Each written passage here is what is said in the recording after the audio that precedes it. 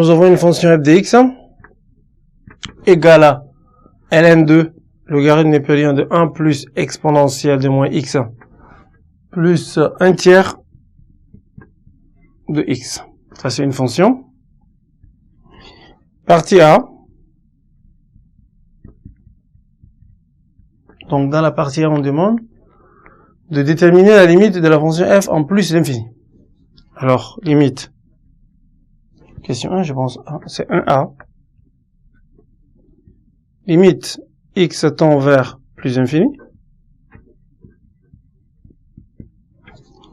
De f, ça fait quoi? Égale à la limite x tend vers plus infini de 1 tiers de x.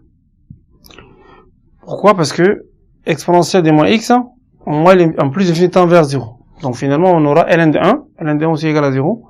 Finalement, tout se réduit au niveau du calcul de 1 tiers de x en plus infini. Donc ça fait plus infini.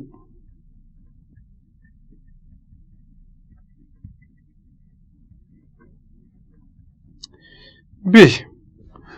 La limite montrer que la droite d'équation 1 tiers de x est asymptote de la courbe C. Asymptote en plus infini naturellement. Et tracé D en plus, on demande. Alors, on va calculer la limite de la différence. Pourquoi ça? Parce que en plus infini, l'asymptote et la courbe se confondent. Hein.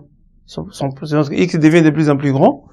L'asymptote et la courbe sont confondus. Donc c'est pour dire qu'on doit calculer la limite de l'infini et trouver un résultat nul. Pour dire que la courbe et l'asymptote, lorsque x devient grand, sont une même courbe. Alors, f de x, ça fait ln de 1 plus exponentielle de moins x plus 1 tiers de x moins 1 tiers de x. Alors ça on simplifie, donc finalement, ça nous donne simplement 0.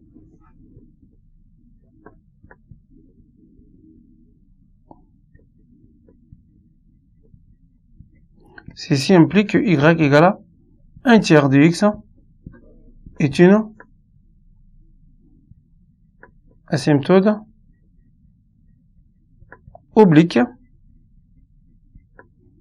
en plus l'infini. ACF. AC. Là, nous avons une certitude qu'en l'infini, la courbe est dirigée ici par, en plus infini, par une asymptote d'équation 1 tiers d'x. Étudier la position relative de d ici, c'est-à-dire savoir est-ce que la courbe est au-dessus ou l'asymptote est au-dessus.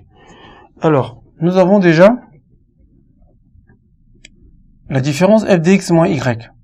C'est ça qui nous donne simplement ln de 1 plus expo de moins x. La différence entre les deux. Pour comparer, il faut faire la différence. Alors, pour connaître le signe, naturellement, on va, quel que soit x appartenant à R, on va utiliser la définition de la fonction exponentielle. Exponentielle de moins x est comment? Supérieur à 0. Ça, c'est par définition. Après, on va ajouter plus 1 partout. Exponentielle de moins x plus 1, c'est strictement supérieur à 1. Et après, on utilise la fonction ln, puisque la fonction ln est une fonction monotone. Monotone croissante. ln de 1. Donc, ln de expo de moins x plus 1 est supérieur à 0. C'est-à-dire que ici, la différence f de x moins y est supérieure à 0. Donc, on va dire simplement que C est au-dessus de D sur R. Dans tout R. La courbe est toujours au-dessus de l'asymptote.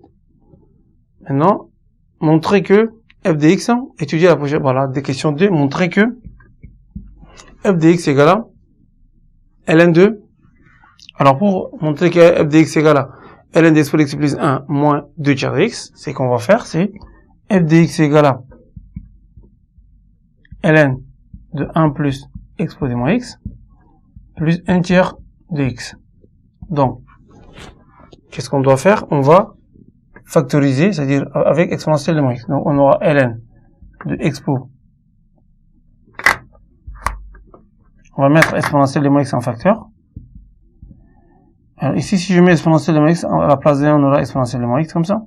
Plus 1, plus 1 tiers de x. Alors là, j'ai ln de a fois b. Donc, ça me donne ln de a plus ln de b. Donc, ça fait ln de expo de moins x plus ln. Ici, c'est l'inverse de l'inverse. Donc ça va donner simplement exponentielle de x plus 1 plus 1 tiers. Alors, exponentielle de ln de moins x, ça fait simplement moins x. Donc, on aura moins x plus ln de expo x plus 1 plus 1 tiers de x. Après, on va faire moins x plus 1 tiers de x. Donc, on aura lf de x égale, tout simplement, ln de expo de x plus 1 moins 2 tiers de x.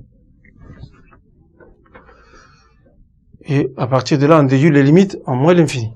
Ça, c'est la question E. Alors, on va utiliser cette formule-là pour calculer la limite de f de x en moins l'infini. Donc, ça fait la limite x tend vers plus moins l'infini, je m'excuse. Moins l'infini.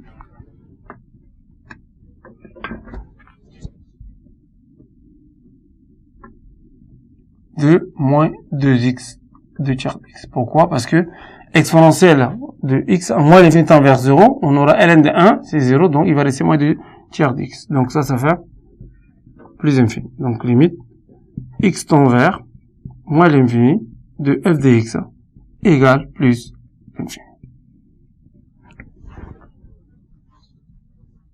Ensuite, la question 2, maintenant, on va aborder toujours la partie A.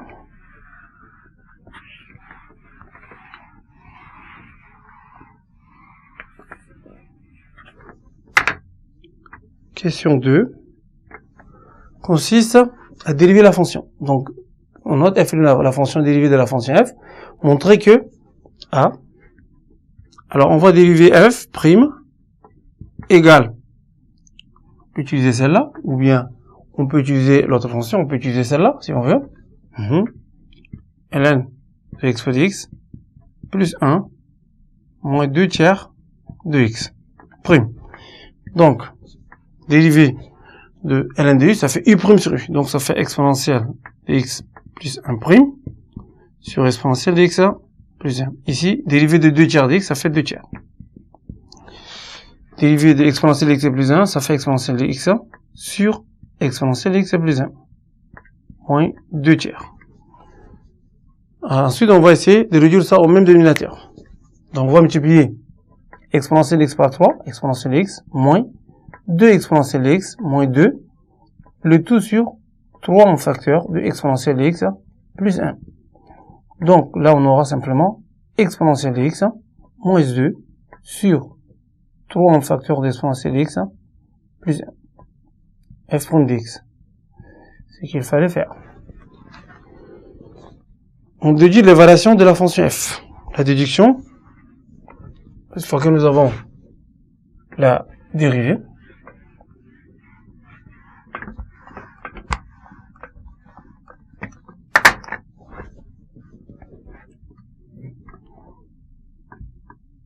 donc, on a déjà l'expression de la dérivée. Donc, on va tout simplement exponentielle de x, on va dire, quel que soit x appartenant à l'intervalle de moins l'infini à ln de 2. Parce que si j'annule le dénominateur, c'est qu'elle s'annule pour ln de 2. Donc, ici, nous avons f' est négatif, et donc f est décroissante, quel que soit x appartenant à l'intervalle de ln de 2 à plus infini, f' est positif, donc f est strictement croissant. Là, nous avons déjà les variations de la fonction f. On va s'arrêter par rapport à cette séquence et continuer tout de suite. Merci.